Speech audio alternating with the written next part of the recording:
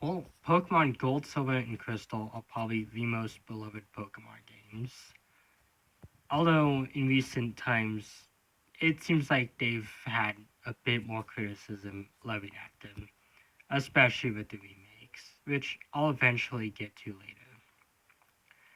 Well, these were the Gen 2 Pokemon games, so it'd be logical for me to review them as the second video of this series.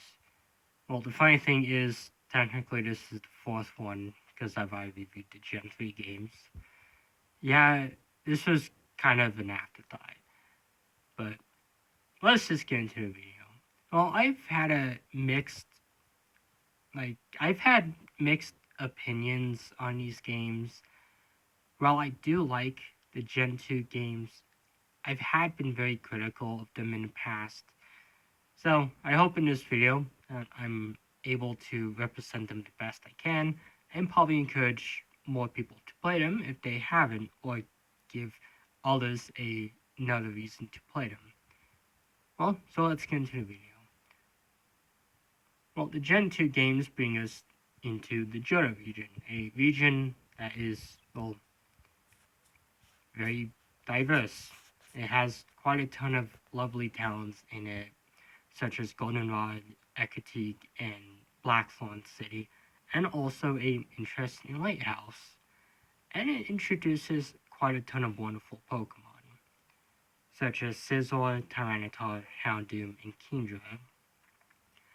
Although there are a few criticisms I have with the Pokemon selection, as I don't feel the game really represents the two new types it introduces, being the Dark and Steel types, as, well, the game doesn't really introduce as many of them, and the Dark type specialist really only uses like two Dark type Pokemon. But there's quite a ton to like about these games. Of course, moving on, we have the story, which isn't really a story, it's just collect all 8 badges, and of course 16 in the post game, complete the Pokedex, and just stop to market because apparently they're doing something bad again. Yeah, this is more of a blessing than a curse, in my opinion, as I feel like it would easily allow players to lift up the game, not having to worry about losing any progress or just feeling like they missed something in the story, which is probably one of the best things about this game, in my opinion. Same with the Gen 1 games. Overall, the Gen 2 games are pretty similar to the Gen 1 games, although they do add quite a ton of changes that, well, were very great, such as the splitting of the special stat, as is now special attack and special defense, which kind of weakens psychic types, but that's probably a good thing because everyone will tell you how overpowered they were. Of course, it's not like other Pokemon could not be overpowered, but also there's the introduction of the female trainer, which would be carried on from out from Crystal, which is a great addition as it brings more diversity to the games. And of course, later games should also expand on this by allowing characters to customize their characters, starting with X and Y. Of course, every time you enter a new area, it'll of course display its name, which is a neat addition. I think this started in Crystal.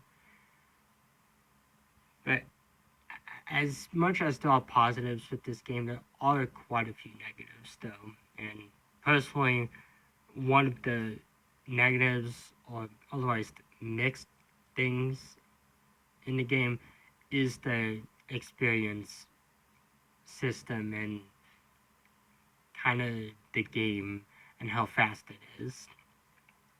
It's no secret that Johto kind of has a notorious level up system, as, well, you don't get much EXP points from wild Pokemon, and in fact, like the highest level wild Pokemon you can face in Johto pre-Mount Silver is like level 27. On other games, it'd be like late 30s to maybe early 40s, which kind of makes training up your Pokemon to face off against other trainers bit of a chore.